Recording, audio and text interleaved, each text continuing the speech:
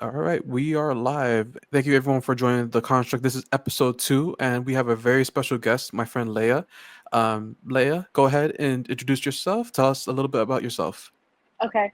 Hi, everyone. My name is La-Eleya. You can also call me Laya for short if you struggle with the first name. My last name is Lopez. I am a licensed social worker. So, right now, I'm a mental health therapist, but I also have my own program called Sisters in Progress, where I do one on one mentorship for young girls ages 11 to 19.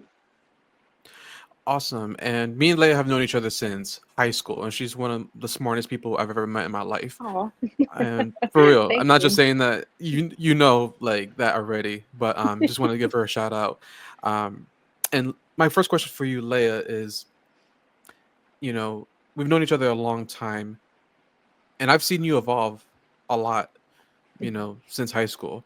I wanted to know, how did your upbringing as both a Christian and, now someone who's trained in social work, how has that Mhm. shaped the way you see the world, especially, you as a woman? Okay. So I'm sorry, Serenity is coming into frame. That's my cat. But so you That's want me okay. to answer how, as a Christian and a social worker, it kind of like framed the way I view the world? Is that correct? Yes. Okay, cool. Ooh, that's a good one. I'll start off with Christianity first.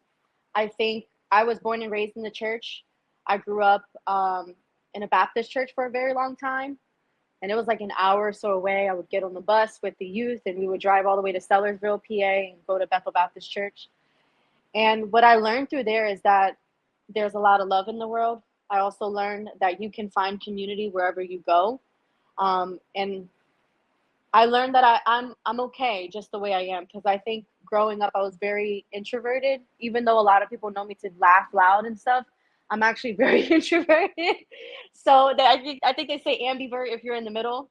So a lot of times I kind of felt like I didn't fit in. I kind of felt like I wasn't good enough, or the things that I actually cared about wasn't usually what other kids cared about. Like at a young age, I was already worried about like world problems. I wasn't concerned with partying and drinking and things like that. So it definitely put me in a space where I was the outsider. But Christianity made me feel like I'm an insider. It made me feel as though I know who I am. I gained my confidence and identity through God and Jesus Christ, and that played a huge role in my life. And then social work, I don't know if you'll have a question on how I came to social work, so I Yeah, won't. I will Okay, have. so Hmm. I'll hold off on saying that, but I'll just say that social work allows me to see everybody in a what we call like multifaceted form. So it has really made me become the compassionate Christian that I want to be, the compassionate woman of God that I want to be. No matter what someone is going through or how they present themselves, even though it might make me feel maybe scared or annoyed or frustrated, I tend to take more of an understanding approach. I'm trying to get better though. Like, I'm not all the time. I won't lie to you. I can get a little like, oh, okay, what's going on here? But no matter what, it forces me in a way to have to sit down and remember that I'm a human just as much as they are. And I need to approach life in a manner of humility, if that makes sense. So I don't know it all.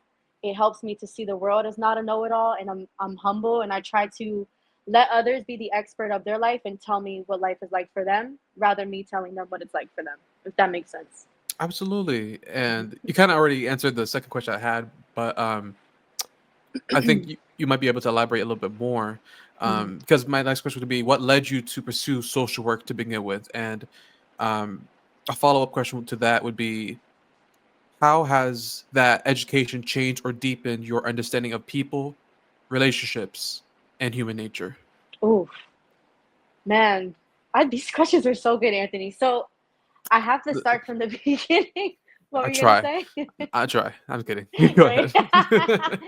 So I feel like I have to start from the beginning. Growing up in church, I was inspired to go to school for youth ministry. So I ended up going to Florida to Southeastern University, which is a Christian college.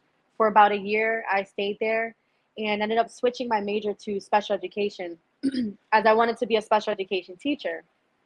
And then I started realizing I love psychology. So I came back home since I couldn't afford college out there anymore. And I went to Northampton Community College. and I studied liberal arts with a concentration in psychology.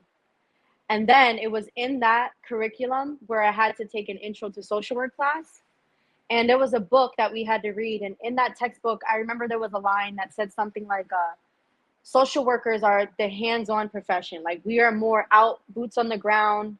We're really attacking like life problems and not just the mind. And that was like, oh yeah, that's me because I love psychology.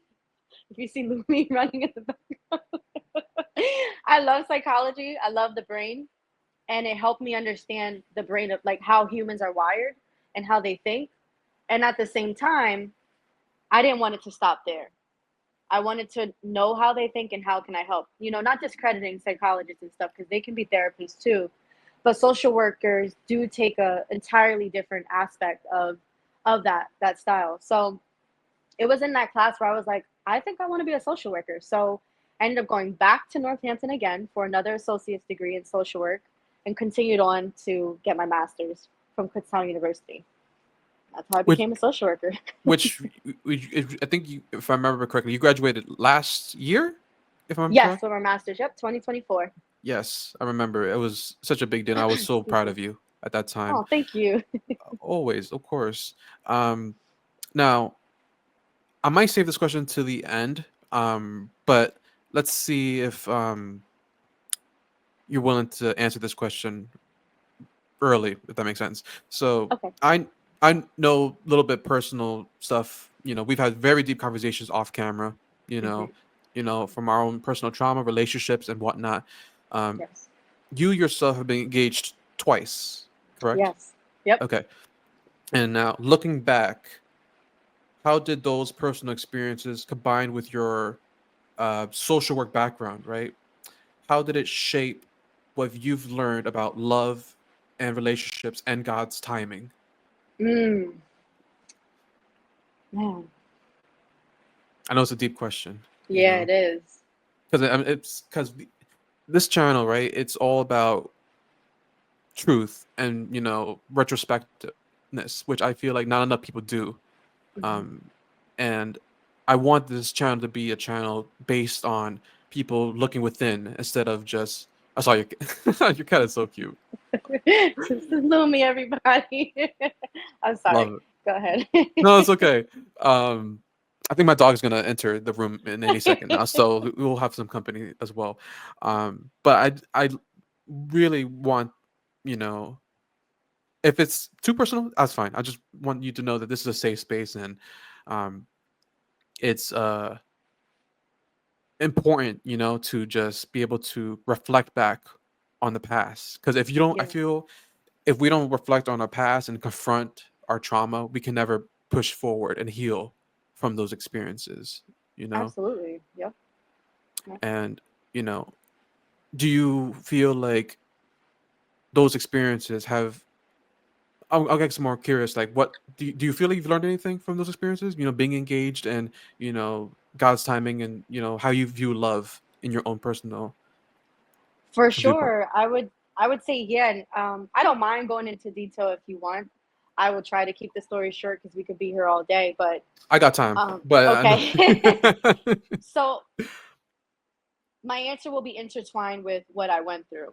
I think Mhm. with my first engagement, I learned love firsthand and what that feels like, and in a romantic setting, because we know love can look different for family members, friends. But to meet someone and feel like they're your world, that was my first ex fiance, whom I learned a lot from. I got my first car while I was with him. He taught me how to, keep important documents secure and make sure your home is clean. Like really simple things that maybe I should have known, but I was young. I was only like 18, I was 19 when I got engaged. And I was becoming an adult while being with him. And I mean, shout out to him for being such a good caretaker because he definitely was mature in that way. He wanted to take care of the household. He wanted to make sure that I was focusing on school and things of that nature, while he was also going to school for law.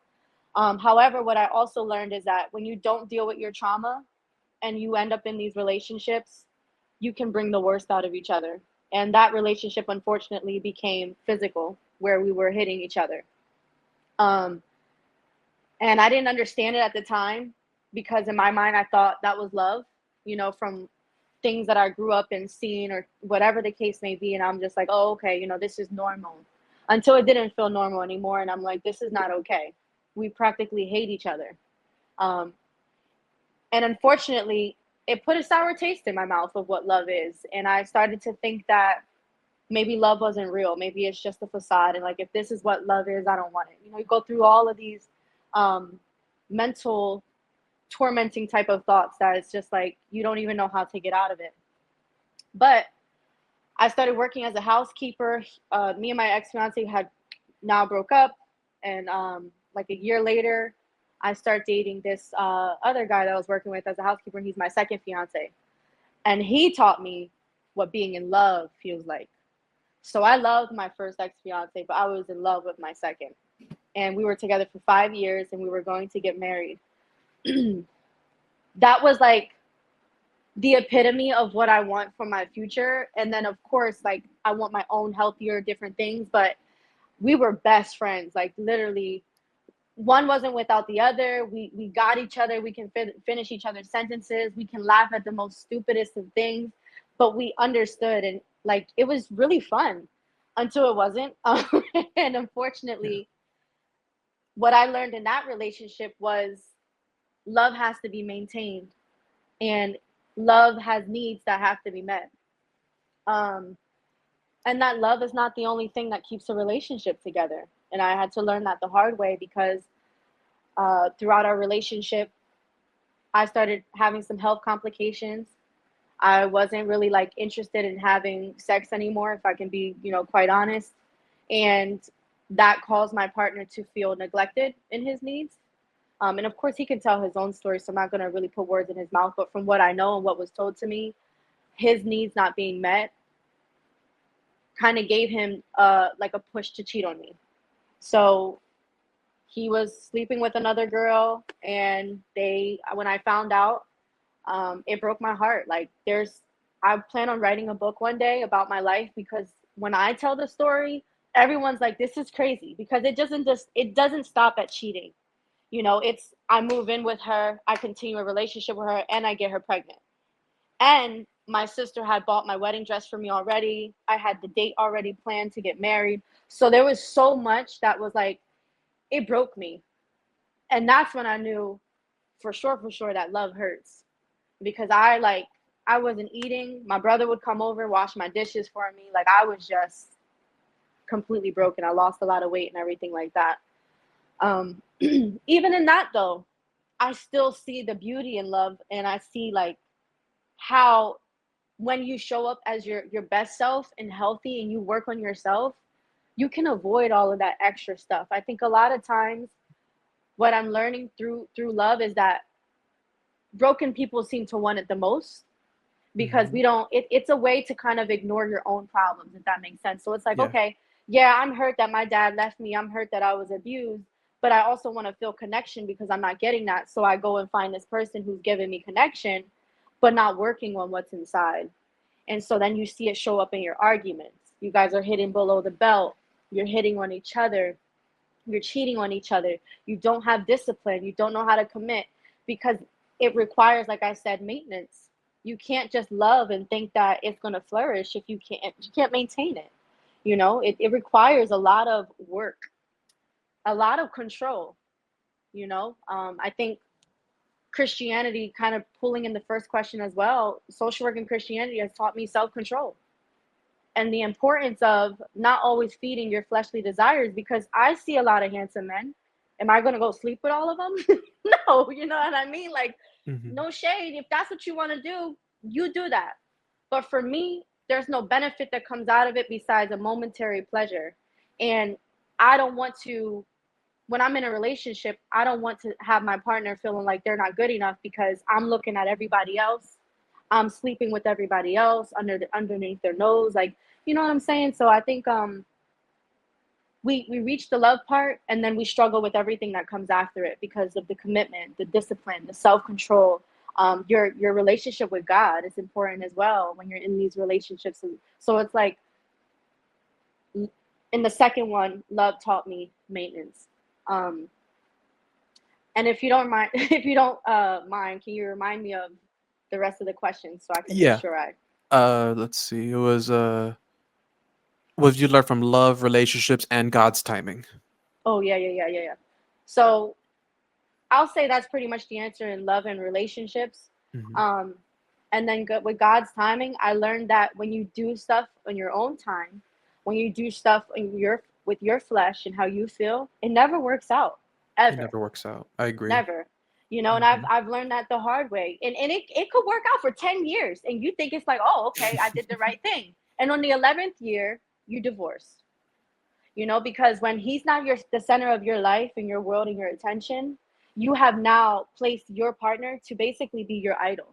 And the Lord tells us a lot in his word to not idolize things. And I Hmm. struggle with that because I'm like a hopeless romantic. I love love and I want to have it so bad and all these wonderful things, and I can't wait to be a wife to somebody someday. But I have a tendency to lose sight of the Lord and focus on my partner and what they need the most, and vice versa, because my partner is focusing on me and not God. Hmm. So I think moving forward, when I'm dating and when God brings that man into my life, I believe for sure that one of the things I'm gonna know that's gonna like be a sign that this could work is when I see him worshiping God more than me, and I see him being obedient to the Lord and following His path. Because to finish off, if you're really following God and you're reading His Word, and even if you're, Islamic or Buddhist, whatever, we all have customs and values that we have to abide by and practice. And I believe that they're all beautiful things, and they teach you how to live a healthy way and how to avoid trouble. And I think that when we follow God's Word, we avoid all of this extra stuff that we're going through, these worldly problems. So I would say, excuse my leg, by the way. My dress has a slit in it, but Very good. I would say that's what I would say it taught me for sure. Beautiful. Thank you. Um, it's not easy to talk about these things, and I just want to say you're very brave in being able to talk about, because you and I have talked about deep, deep stuff in the Mhm. past. So just want to shout out to you that you're very brave for sharing that.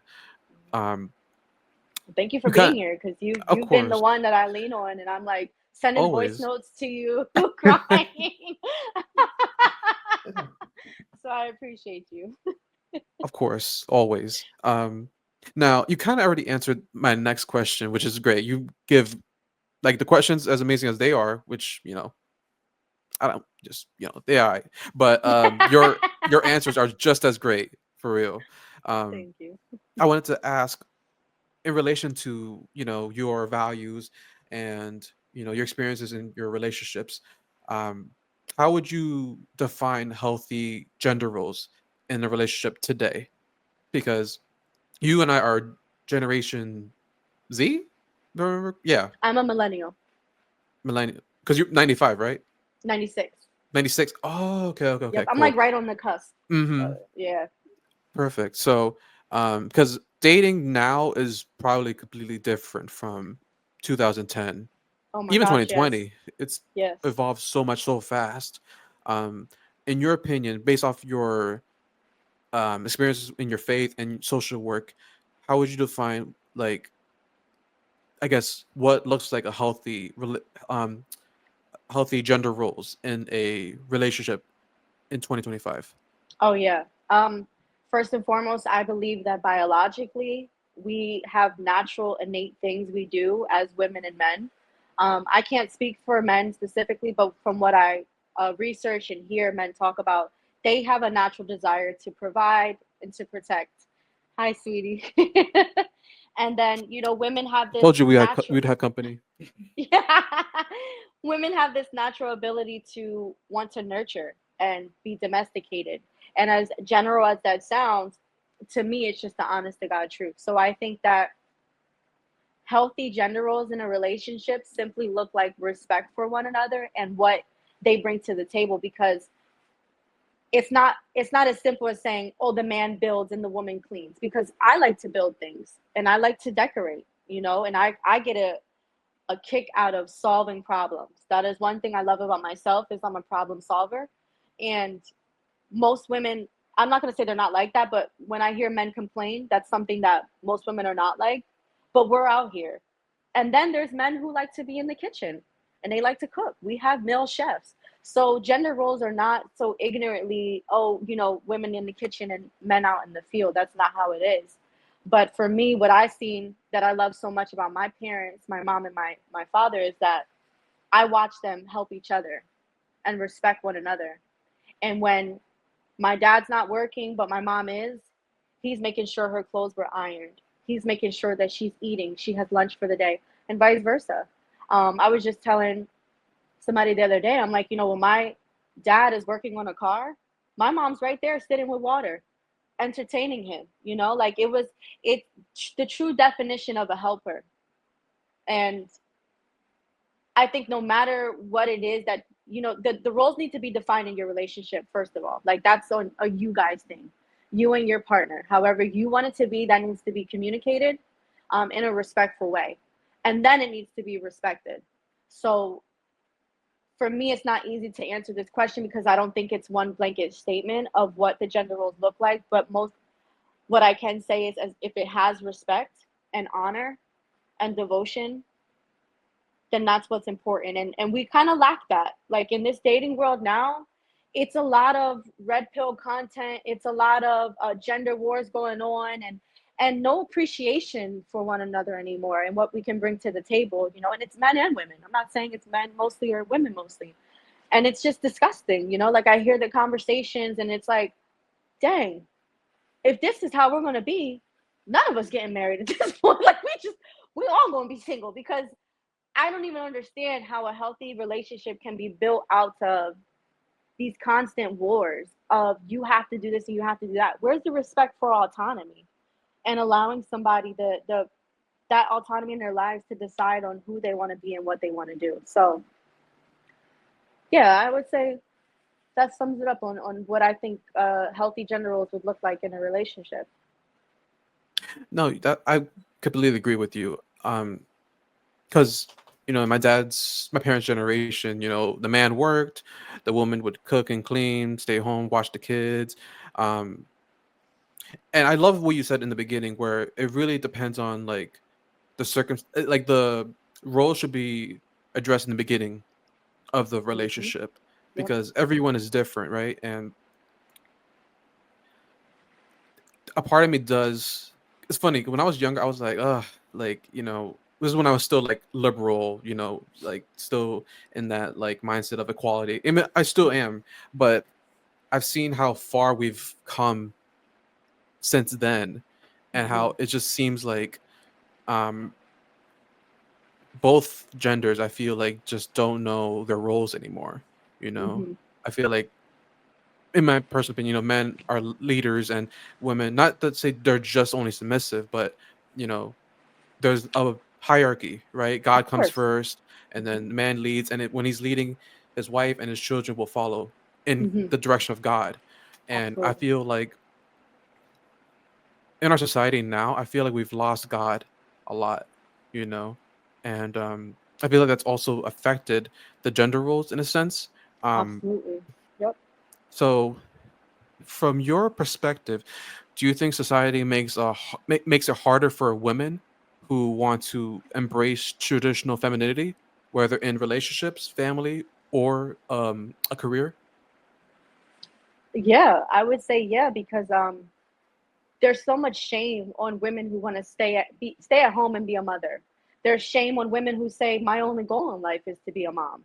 There's shame on women who want to feed their man and make sure that he's taken care of. Like for me, my man gonna get his plate. You know what I'm saying? Like there's no debate here. There's no, are you feeding the children first or the man first? First of all, the kids are always taken care of. That's number one. Number two, if my man is out all day and I'm home with the kids, and they ate already, I'm gonna make sure that he's fed. And then on top of that, I would hope that with my future partner, he and I agreed that we would all want to eat together at the table. That's just an example of the conversations that, gets a lot of shame on women who want to cater to their man and really love them. I think that I said this to this person I'm seeing who's amazing. I said this to him the other day. I'm like, y'all go out into the world and deal with so much stuff. as a man. You guys don't get nurtured and catered to like women do. We get believed first. If we say we were hit by a man, oh yeah, you're right. You don't even need the proof, even though you probably hit him first. But if a man is like, she's beating on me, she's abusing me, oh no, you're a punk, you da da da da. You know what I'm saying? So it's like men have always been expected to put on this tough exterior and act like they have no emotions. And then we wonder Mhm. why in relationships when they barely open up because we're not even providing that safe space for them.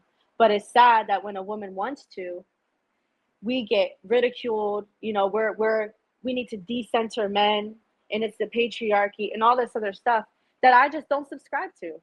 And of course, there's difference in opinions. If you feel a different way, that's cool. We can have a conversation. But for me, I don't subscribe to that because my stepfather, who is my dad, stepped into my life when my real dad said, I don't want to be here. So I have respect, you know what I'm saying? And honor for a man, period, because there are great men out here who really care and want to provide and protect. And and you guys don't even ask for much. Every Father's Day, what do we get men? Tools, Socks. a beer glass, socks, like, and y'all still be happy with the same stuff every year. Mhm. Absolutely. I see We my dad be happy. Go ahead. No, I was gonna Sorry. say I completely agree, and I met your father, and he's great man, great Yes. man. I have so much respect for him. He's that's I believe it's important to have both the father and the mother in the household to give both the masculine and feminine experience, right? Yep. And with um with your father, um I feel I can relate to him in the sense that like we get very happy and content when we see other people. We love to feel Yes. useful, and we would rather see our wives and children happy before ourselves, Mhm. truly. And Mhm. people always talk to me about this, like, I'd say all the time, I don't think it's men's um biological wiring to seek happiness, Mhm. because happiness is temporary, and the Bible itself doesn't even say you're supposed to be happy. uh, the Bible describes joy, right? Contentness, being content. And I feel happiness leads to a lot of men playing video games, getting into drugs, trying to find some type of thing to fill that void. But Mhm. deep down, like, I don't know about, I could only speak for myself, but when someone calls me just a vent, or they need help, a favor, um, or even just wanting, like just being useful in a way that I could help make other people's lives better, is something Mhm. that brings me, and I feel like a lot of men could definitely relate to this. Mhm. Because like I said in the beginning, like, men, I feel, don't have that love. Like, it's like kind of, this is gonna be a bad example, but like, when women say I'm independent, we always praise women, but when men say we're independent and we are hard work and everything, it's kind of like, well, duh, you're a man. There's Right, no right. there's no like love, there's no like credit to them, because it's That's like true. it's our expectations, and because that's our expectations, we don't get celebrated as much. Like, Mhm. we have women's, international month or day, but there's no men's Yep. international day, for a reason, because men are Yep. expected to perform. We have duties to make sure that the family is taken care of and everything. you know and um sorry, I didn't mean to cut you off. I just wanted to just say No, that I no, you're completely good. agree with everything you're It's a saying. conversation. I love it. Yep. Absolutely. um Now, do you kind of answered this too, but do you think that modern feminism is helping or hurting women, especially when it comes to relationships and family? Ooh. I get confused on what modern feminism really is. So if you can provide, because there's just, like I told you, there's so much going on. I'll tell you the way that I see it, and if there's anything you want to add, Hmm. let me know. But the way that I see modern feminism, it's all about getting what you want and need out of a man and kind of just like neglecting him. The way I see modern feminism is, again, the decentering men, putting yourself first, um, that hyper independence ideology, And again, the shame, like I said earlier, about, a woman who wants to stay home or things like that. It's a lot of, to me, modern feminism, if I'm understanding correctly, has a lot of things that remove you from the traditional way of how relationships used to be. Yeah, I think you're pretty spot on. Because I feel like feminism in itself. Well, let me ask you this: do you think men and women are equal Men and women equal in God's eyes. Yes. as human beings? Yes, as human beings, but Yeah, yeah, of course we're equal as humans in the eyes of God. Anyone who accepts Jesus, obviously, we're all, you know, the yes. same, but equal in the sense, for example, when you're on a date, who's expected to pay for it? The guy. The guy, right? There's a Hmm. reason for that. Hmm. Because if and the reason I ask that is because feminism in the I guess modern feminism, the way it's defined for me and how I've seen it is that women are equal and can do everything the same as men. And I don't but believe that. and I don't believe that either because if that was the case, women would have been paying bills since the dawn of time, going to wars, doing a whole bunch of stuff that men do. Um, so for me, I don't think that we are equal in that sense. I Yeah, think that women are stronger at doing certain things better than men, and men vice versa. I think absolutely. women are better at nurturing, being, you know, just good at affection. They're good at cooking, all those things. Like not just like the stereotypical things, but I think women are very good at you know like household things and just being just beautiful, Hmm. inside and out, speaking their voices, right? Men are a little bit more logical, right? Hmm. And also men are more purpose driven. Everything has to have like a motive or intent with it. And I think that men also, I think there's a reason why there's a NBA and that both men and women don't play sports at the same time for a Yeah. reason because I feel like men are superior in the sense of strength and under pressure, like, and also I think this is sound messed up, but like how like that stereotype where if you ask a woman what do you want to eat today, what do they usually say? I don't know. I don't know what I want. It's that same thing. Men are just like more firm in certain things, and it's not a bad thing. It's just that we're different, you know. And I just feel like feminism now has confused both, genders, male and female. Um, and growing up, again, like my father was the one that worked. My mom stayed home, took care of myself and my siblings, and I've seen people that we went to high school with and how their relationships are. Some of them were married, divorced, and everything. And I've seen the big major difference Hmm. because look at the divorce rate. Like divorces, like are I think 70% are done by women, I believe, and it's gotten a lot higher. And I remember when I was younger, the idea of divorce was like a big deal. Now Yeah. it's just like especially since the government got involved, it's become so much more less likely for men to even desire marriage, Yeah. you Yeah. know? And which I guess transitions to my next question to you. So I just saw it and now I lost it. Oh, there it It's okay. is. Do you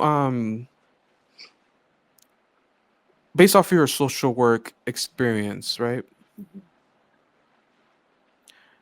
Do you think it's harder today for women to find a good man or for men to find a good woman?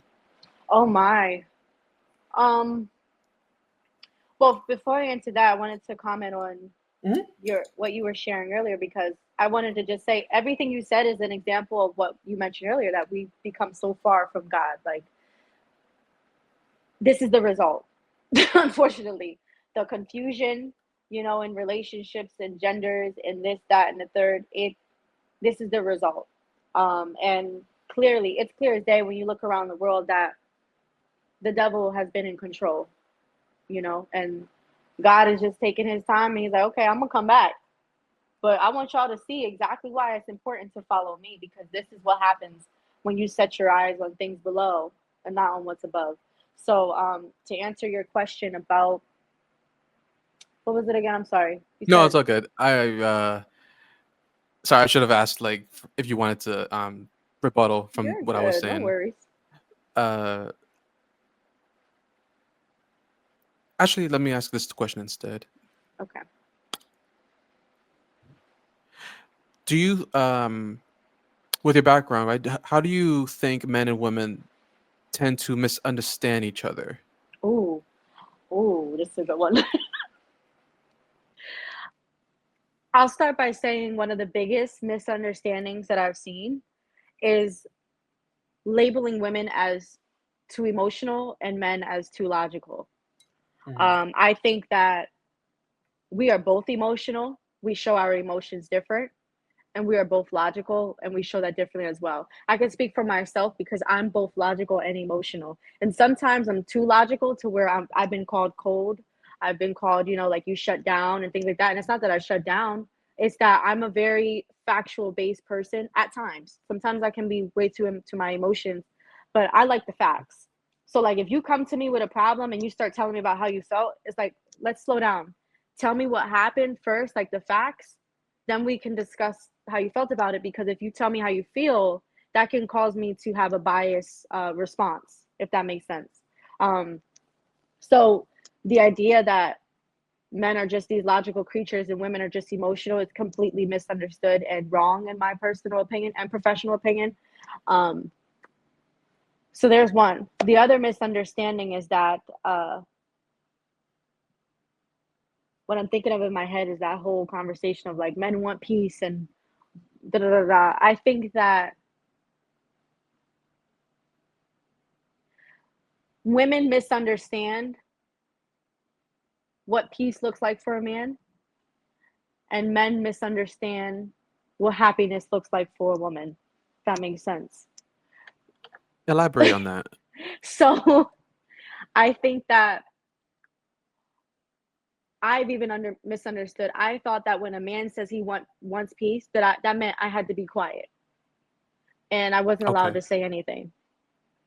And I found out through men that it's not that you have to be quiet, that they invite my opinions.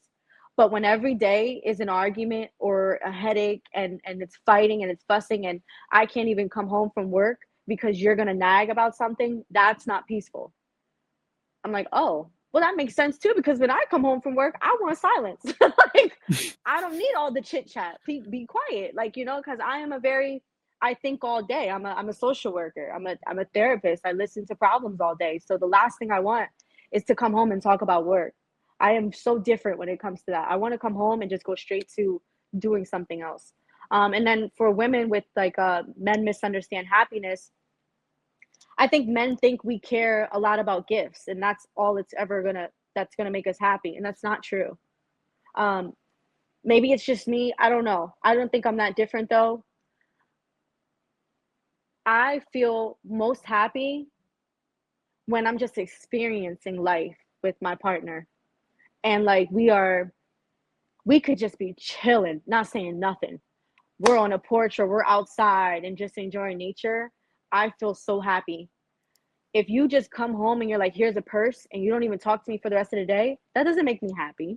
Hmm. Like, and of course this is generalized, but I've seen even in parental situations, the dad just buying and giving love through finances, and like that's not what's gonna make your relationship become closer or better. Yes, I can lean on you if I want something cute.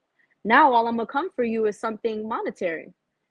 You know what I mean? And then you're stressed out because you got to work and make sure you have money so you could get the new purse for your girl, but you kind of set the foundation for that.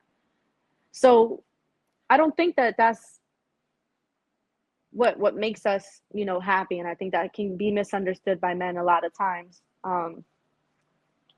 Or like even the outie. Like for me, I don't care about restaurants and stuff. One, people be flicking boogies on the wall. The restaurants are disgusting. What restaurants you be going to? I can't stand like I'll go eat, but you get a maximum 20 minutes out of me. I gotta get out of there. Not even 20, within 10 minutes, I'm usually antsy and I'm like, get me out of here because I just don't like the idea of all these people in these seats and I can't see what the food and what you're doing with it in I the see. kitchen. So what I'm saying is I get joy and happiness not because you took me to a restaurant, but if you buy food, like the guy who I said is so amazing that, I'm getting to know. So one day he came with groceries and was like, I'm making you dinner. And I was, like, this might be TMI, but I was on my cycle. And of Mhm. course, I'm like, I got cramps, I'm tired, things like that. But the thought of him just being like, I got it, yeah, that made me happy and made me feel understood. Because And it imagine he made was like, you go No, ahead, go my ahead, bad. sorry. No, I was gonna just say, and he made you feel safe because I feel Yes. like again, a man's role I believe is to make sure his woman is led, Hmm. taken care of, and felt like he can make your life a lot less stressful as Hmm. possible. Yes. Anyway, like I noticed that you know because I'm sure because I know you, Leia. You're not the type to ask for favors. You don't like. You Nope. love to be independent. It really takes a man to really get you to really like do certain things. Like you won't even hint at it. Like the guy just has to get it right. And I know women like you where because I was talking to this one girl because I was talking to this one girl and she was someone that like didn't want. I would always ask her um like did you eat today or whatever, and she would say no I didn't eat anything. I'm like oh do you want me to like pick something up for you? You know I know that you just came home from work and whatnot, and after me and her stopped talking, we reconnected, and she was telling me that like she would have preferred um, if I said, "Oh, let's go out to dinner together," instead of dropping something off for her. So everyone, again, Really? yeah, she Wow. would have preferred that instead of just like going to her house because she's very private, which I completely understand. But every situation is different, right? Which I Hmm. think, and you kind of alluded to it earlier, how like certain women don't like just gifts to be received, right? Hmm. It's funny because I feel like it depends on the love language of that person. Because there are women that I've met that love getting their purses, getting um, gas Yep. paid for, nails done, hair done, all that stuff, right? And for them that's love. That's brings them happiness. I know Yeah. women that like get so happy and they'll like fall in love with the guy just because he paid for her nails that day because it made her feel Hmm. beautiful and whatnot, right? Um, but it depends on the person, truly, in my opinion. Um, Yeah. and if you want if anything to respond to that, I'm all ears. I was just gonna say this is why, these questions can be difficult because as humans, we are complex individuals, period. And Hmm. the Lord created us so unique yet also the same, so that way we don't feel left out.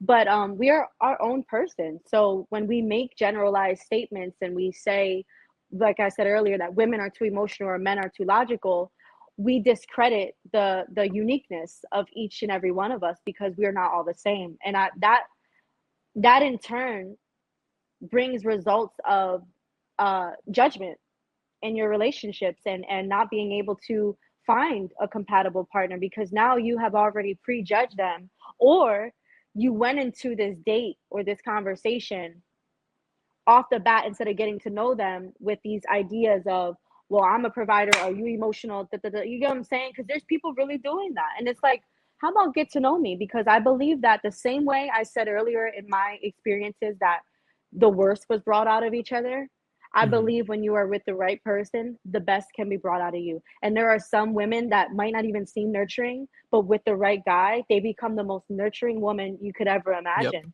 Even Hmm. with myself, I might seem independent, but as soon as I'm with the man who's like, he's, really about his stuff and wants to, makes me feel safe. Oh man, that submission and that, quiet down. I don't want to do nothing. Go ahead, babe. You got to do everything you want to do. I'll help you if you want it. But if not, I'm Hmm. chilling. Like when he said, when he came to cook for me, I could have easily been like, I could do it myself. I'm independent. I didn't do that though. Like, you know what I'm saying? Like, I don't, What and but I don't even, what made you say you know what okay I appreciate like what made you like allow him to do that like was it like submission and respect. okay I see I respect him. And I think that But he had to When I gain that take respect from you, right? uh not necessarily. Okay. Yes and no. The reason why I'm like iffy is because then that makes it seem like somebody has to work for your respect or whatever, and I don't think that's fair. Okay. I think we should be respected regardless, but I had to learn that by not allowing him to step up and show, and like show his love in the way he wants to, I'm sort of disrespecting his way of loving and who he is because that's who he is. So I'm taking that opportunity away from him to really tap into his emotions because that's an emotional thing to do and it's Absolutely. intimate. So it's like if I take that away from you and immediately I'm cold and I'm like, I'm independent, I could do it myself, is he gonna cook for me ever again? Hell no. He's gonna be like, oh, okay, you got that one. Next time you got cramps, don't ask me for nothing. That's how it's gonna be. Right?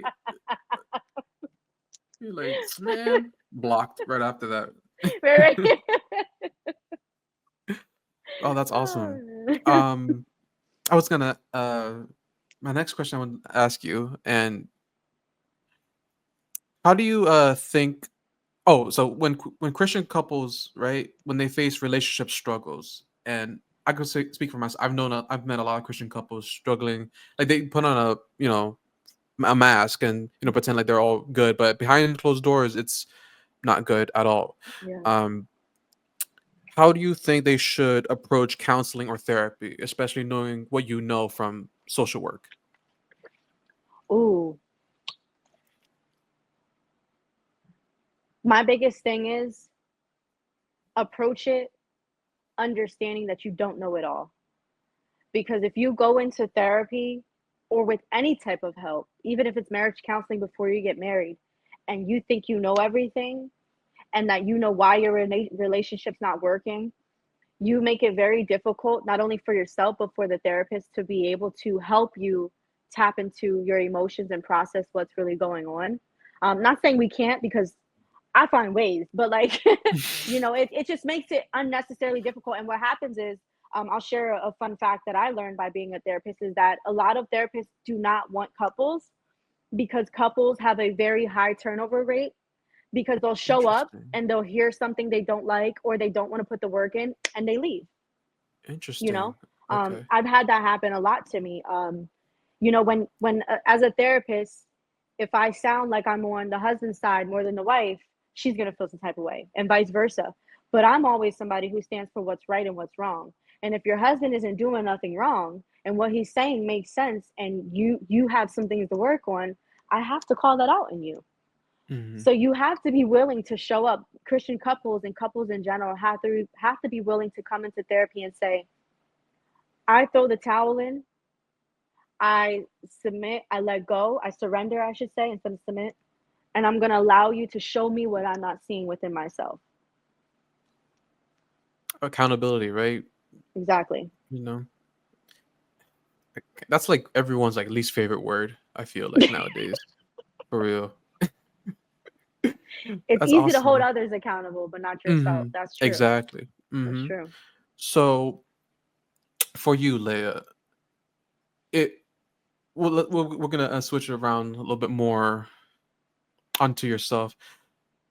If you could sit down with your younger self, knowing what you know now through your social work, through your life, everything that you've experienced, and your faith, what advice would you give her, your younger self, about love, relationships, and your self worth?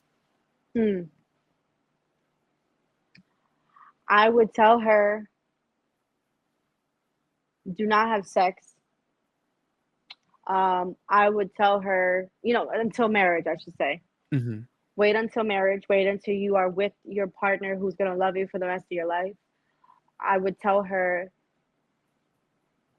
believe in yourself and never dim your light to make someone else shine. Um, I would tell her that it's okay to be different. It's okay to not have a lot of friends. It is okay to care and to be compassionate and to not want to do the things that the world, does.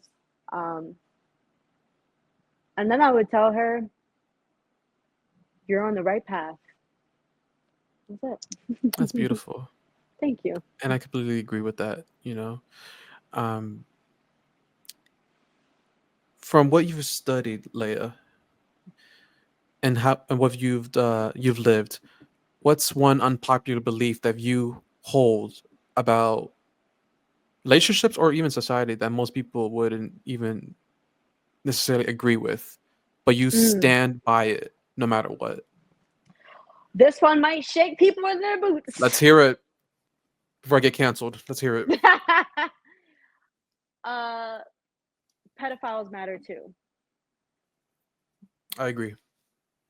People who do things, even serial killers, they matter too. And I run across a lot of conversations where it's easy to Judge.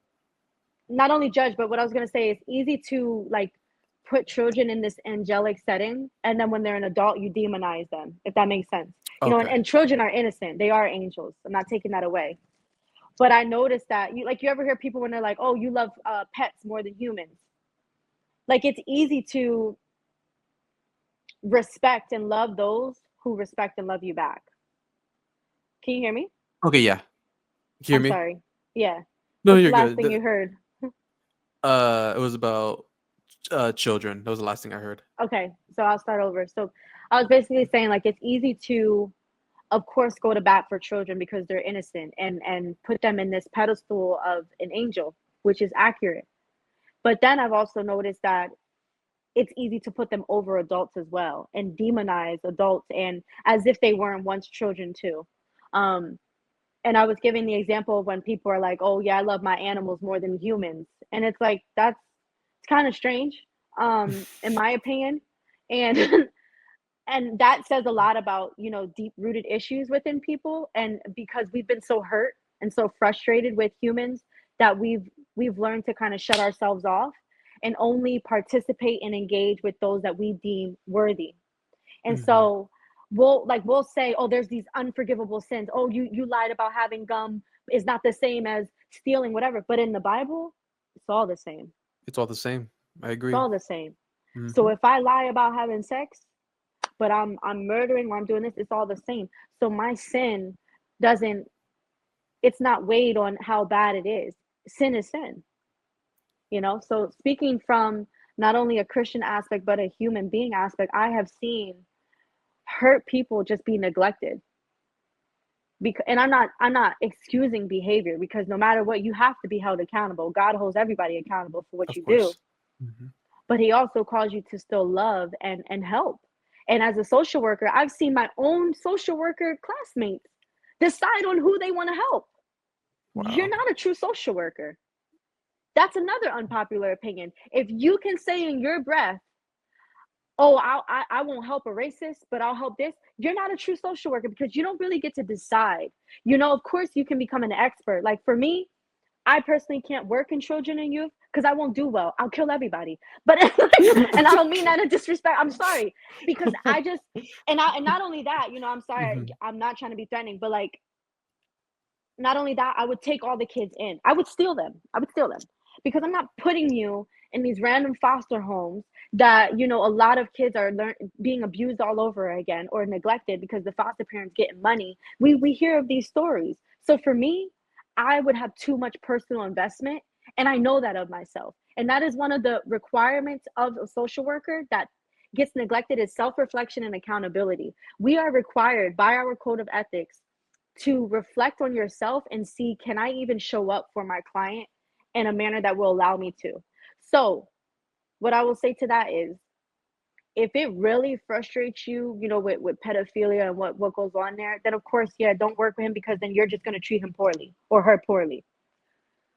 But at the end of the day, I encourage people to challenge themselves on what they think and allow themselves to be open to help change, because if we just throw people away, we don't help reduce the incidence of those things. You get what I'm Hmm. saying? Yeah. If we just discard serial killers and never get into the mind of them to understand, we can't help prevent it from happening. It's like a cycle that continues, And for the next so, generation. exactly. And that's why you look around the world and you say, why do we have to? I always tell people, I will love my job when I don't have it anymore. The day that we say we don't need social workers, that's when you know you're doing your job. The fact that we need social workers, that means there's problems and issues in the world that have not been resolved. So the moment those issues get resolved and we don't need a nonprofit to help the homeless, then we're doing good as a society. Mhm. We are a very responsive society, not preventative. So we'll respond to your helplessness. Oh, you're struggling, you need food stamps. We respond. But how do we get someone to not even have to go to food stamps? You know? So I forget what he was saying because I get passionate. I love it. No, I love it. That's why Oh, the I unpopular opinion. yeah, Okay, the go ahead. unpopular opinion, yeah, but I completely agree with you on that, because I feel I'm not sure if you ever heard of the show, Mindhunter on Netflix. It explores these 2 detectives explore the reasoning and whys for why murderers do what they do, because some people will just look at the world as just black and white and just, "Oh, they're murderers, they're evil, that's it," right? They Mhm. don't explore why, and then when they do, they see, being abused, Yep. trauma, from their youth that allowed them where the system failed them and didn't give them the help that they needed and whatnot. And I've always had this debate with one friend of mine because they said the why doesn't matter. The reasoning has no, like, the actions speak louder I than. hate that. I'm sorry, I can't. The why always matters to me, Always. because, like, yes, are there things that are evil, things that are against God's will and whatnot? Yes, of course, but I don't think anyone in this world is truly 100% good or 100% evil. You know, Mhm. and we are all different because of our upbringings. Your upbringing is completely different from mine, but we could have a good, clear communication with each other and understand each other. And I think that's very powerful, and that's something that, um, in my opinion, unites us more than separate us.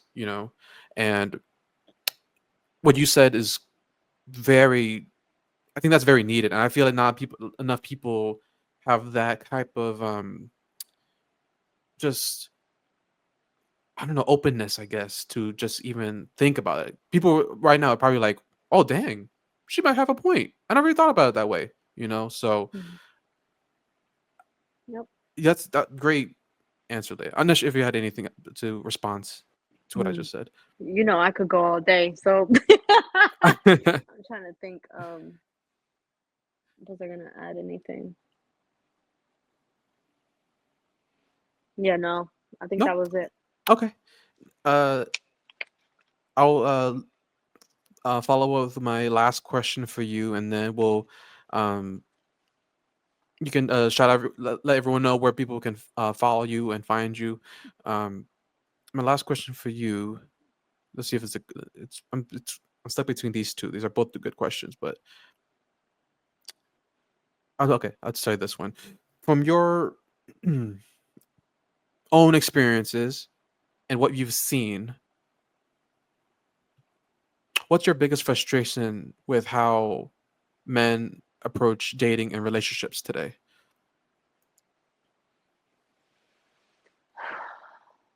Frustration. I get extremely frustrated that men approach relationships with a lack of vulnerability and um like a know-it-all attitude. Hmm. Yeah, or actually I'll say this, a lack of vulnerability and then a lack of understanding slash empathy. Okay. That frustrates me the most. Yeah. Like a narcissistic kind of mindset, you would say? Sort of, yeah, sort of, uh-huh. Mhm. Okay. Ego, yeah, you could put ego in there, like, Hmm. going into dating with ego doesn't get you far, so going into anything with humility is gonna be super important, for success and longevity, and I just think it's really sad to see men feel like they can't express their feelings, a lot of the men I have dated, I don't wanna make it seem like it's a whole roster, but, like, they tend to be African American, Hmm. and a reoccurring theme that I have unfortunately seen is the lack of emotional intelligence and maturity because of being neglected in their emotions for a very long time. and it hurts because they take it out on the woman who cares the most. I Um, see. and I would argue and say it's most men. It's not just African American, but from my experience, that's what I've seen, and I hear it from other women who are dating other races, and it's like, you men are going on these dates, and it's a show. How can I show up for her? But it's for ego. I'm doing all this, all that, but are you catering to her emotional needs? No, because you're barely catering to yours. Hmm. But, So but can you are you someone that can understand why men lack emotional intelligence though? for sure. How about you tell me from your perspective as a man? I noticed that not all, but because I see both sides because I feel like the men that have no control of their emotions are the ones that are the school shooters and the ones that are beating on their wife and doing things that they, you know, shouldn't be doing, right? Yeah. Um, but I feel like a lot of times men who lack emotion or show emotional vulnerability is because they'll be seen as weak and sensitive, you Mhm. know. I'm not saying all women are like this, but I find it interesting when women say, I want a man that's emotionally intelligent or someone that's going to be vulnerable with me and talk about his feelings with me, and then when they do, they get turned off. And even like a guy that's like maybe he's crying in front of her. Like I've Mhm. noticed that, and it's not all women, but certain women, like just seeing a man cry in front of her, like she won't notice it, but inside she'll be like, dang, like they'll Mhm. lose respect for him, you know, Mhm. and they'll won't see him as, because women want to feel safe. The man's like the one that's stoic and in control, and making sure everything works, and making your life as easy as possible. And then when they see the man, being emotional, not in the sense of like being like vulnerable in that sense, they can't help but just like be like, I don't like this, even though that's what they want. Because a lot of times, let's be honest, what women say what they want, rather what they actually want, are two completely different things. You know, That's like true. I noticed that a lot. Like they'll say you want this, but then when you get it, you're like, I don't know about Mhm. that anymore. You know, Mhm. I'm not saying that's all women, but I noticed that a lot. And some, I'm not even some. I think most men would rather just play it safe and keep their emotions to themselves and just be the the stoic one. Like I think men generally would rather you talk about your day, how stressful work was, and than talk about their own feelings. But Mhm. I think you're right that some men need to learn how to balance it out, where they could still have empathy for you, so that way you could feel like you're not just talking to a wall, like Mhm. talking to yourself Mhm. at the end of the day. Yeah, and empathy for themselves, because I think that men, you guys deserve a space to be able to go into something with your all. And if it doesn't work, at least you can walk away and say, I gave my all. A lot of times we double back on our exes because we know that we didn't show up in the way that we could have if we were healthy, if that makes sense. Hmm. So when we go into things already with the idea that my emotions won't be met here, if I cry, she'll view me as this or whatever, we don't even give her the opportunity to show up for you and show her who she really is, show you, and vice versa. If I go into it thinking that a man is not going to care about me, and all men ain't, for lack of better words, they ain't shit, and da da da da da, you don't even give him an opportunity to show you that he's different. Hmm. And that's where grace and forgiveness and the empathy comes into play, because that's required for the maintenance of your relationship, like I said earlier.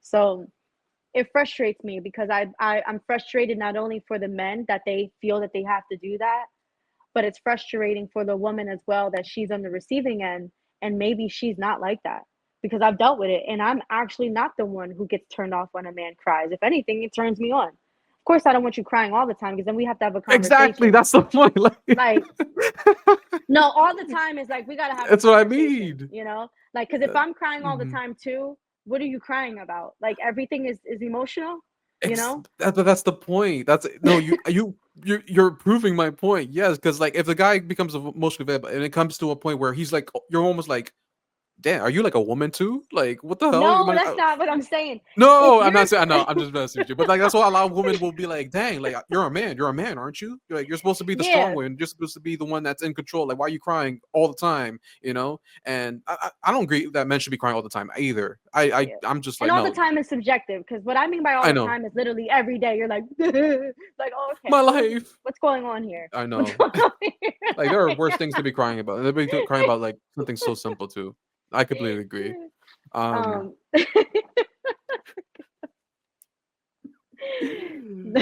just be Lord, just come home, babe. And then you be crying. What was the newest movie that came out a few weeks ago? I forgot what it was, but it was like yeah, I don't everyone know. just like crying like, over everything, every little thing. I'm like, all right, bro, you need to like grow some balls.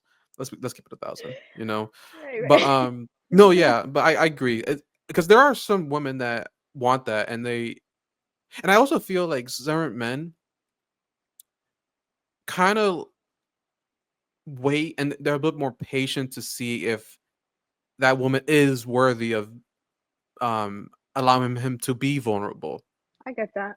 You know what I mean? Like it does take. I feel like women are. It's way easier to just just be yourselves and be in That's your true. feminine energy. But guys, like there's more pressure on us, and Hmm.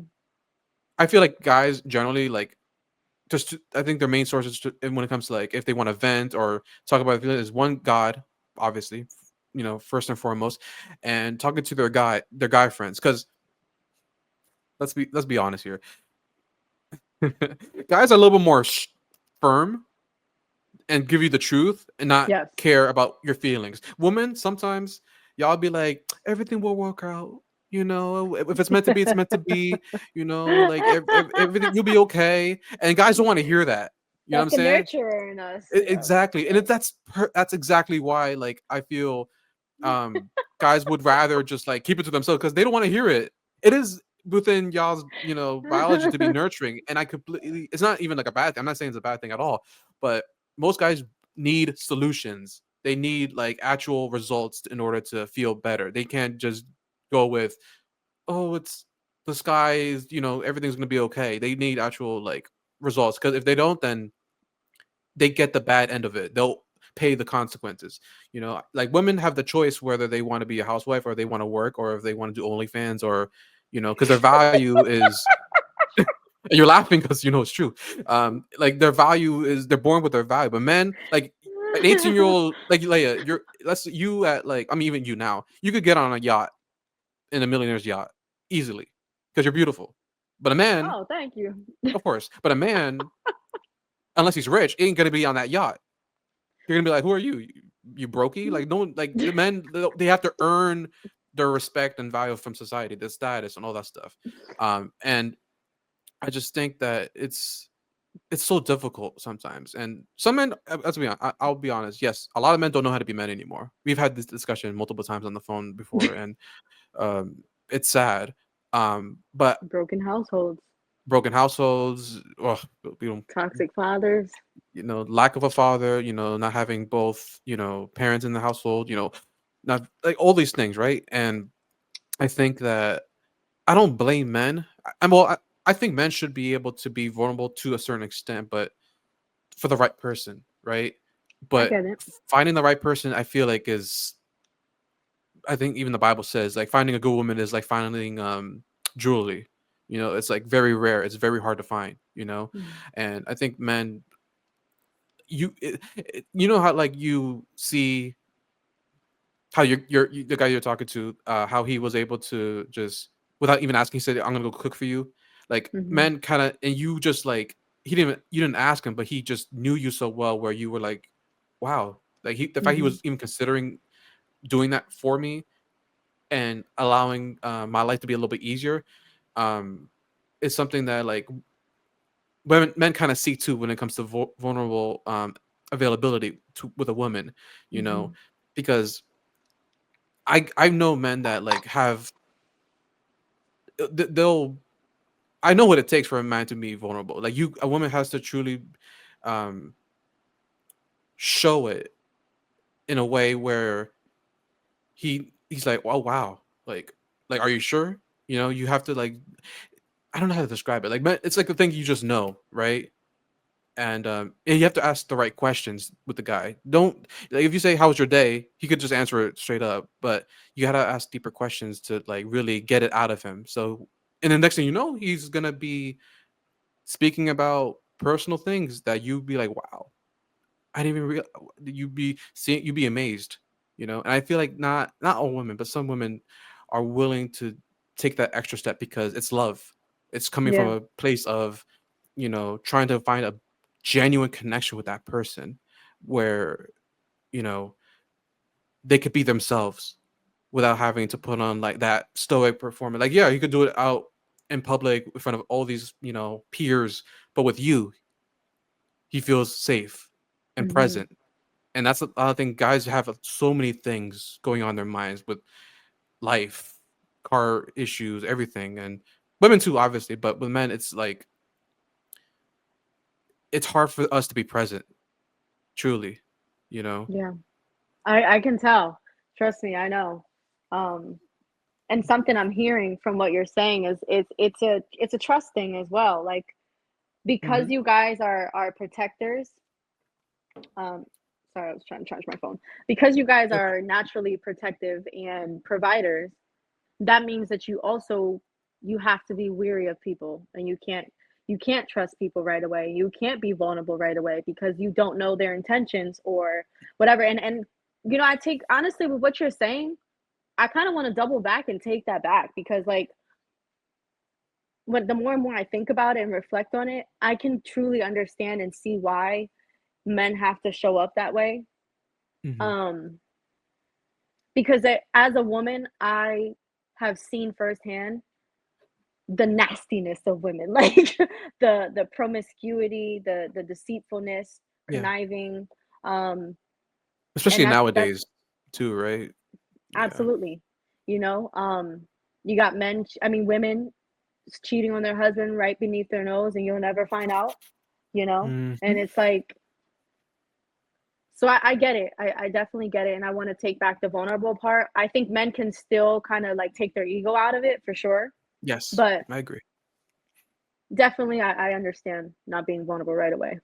Yeah. Yeah, it's not impossible. It's just, you know, it just takes time. And I think once, you know, I think once the depending on the couple, if the communication is there, it will just happen naturally. I feel Yes. like, you know. Um let's I think that's all the questions I have for you, Leia. We've been talking for Okay. almost an hour. Thank you I've so enjoyed much. it. This has been amazing. And I just want to say again, thank you for your time. I know you're a busy individual. Congratulations on your new position that you have Thank you. ahead of time for yourself. Where can people find you? And anything you want, any events, plans that you have in the future, please let us know. Yeah, okay. Well, first, thank you for having me. Honestly, Anthony, what you're doing here is amazing. I can't wait to even see the video in totality, and see all the other wonderful people you're going to interview. So, I do not have social media. I am not a fan of social media, so you will not find me on there anymore. Hold on, Leia. You've deleted your Instagram like 10 times. It's deleted this time. Really? Deactivated before, yeah, like, I can't get Okay. back in Because at I all, saw it's you gone. always came back and then you would delete and Mhm. then deactivate it and then come back, but now it's like completely gone now. Yep, And I I'm think that's the done. smart way. I Yeah, like, respect that. you might be able to find my name on TikTok, but I don't have it, like, I don't have the app or anything, Hmm. which on TikTok would be Laya, Laya dot Lopez. Regardless, I have no plans to get back on. I have no plans to ever get on social media again. I respect it. It's Yeah, the toxic only sometimes time for I sure. you might find me on social media is to promote my plans with my business. So, as I mentioned earlier in the call, I am the founder of Sisters in Progress. So, I would really love to eventually get more girls on, to mentor them and really help them out. And I want to gain the financial stability to really like take them places, go on trips, go on college campus tours, things of that nature. Um, and then what else? I feel like there was something else.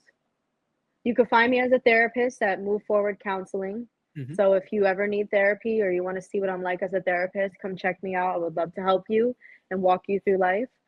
Um, and other than that, I'm a nature girl. So you'll see me back here, just doing my little plants, my herbs. I like to paint. Oh, I am going to be singing more. So you might see my YouTube. Yes. I Oh my have been god. wasting away the Lord's gift that He's blessed me with. I'm not the best singer, but I love to sing. And Don't undersell yourself, Leia. You are a great I know. singer. Thank You are. you. So I plan to the guy that I'm talking to, he's so sweet and thoughtful. He got me a ring light. So I plan to upload YouTube videos of me singing and then also me cooking, things like that. And I hope to perform at places. So if any of you need a performer, a singer, I'm your girl. Oh my god, I'm so excited. Since I've known you, Thank you've you. always sang so beautifully, and I've known Thank that you. social work and being a woman of God, you have everyone has their little areas where they want to help people, right? But singing always felt personal with you, Yes. and it always felt like it came from something deeper than just like physical life. Like it came from something spiritual. So I'm looking forward to hearing your music, your singing again, and yeah, everyone go follow Leia, support her. Um, I'm looking forward to everything you have going on, and we'll be in touch for sure, and hope to have you back on as well. Of Talk, course. I would love to. yeah, this has been very therapeutic, guys. Go ahead, subscribe, go follow Leia. Thank you guys so much for watching, and see you guys in the next interview. Take care. All right. Bye, everyone. Bye bye. All right, let's end the recording.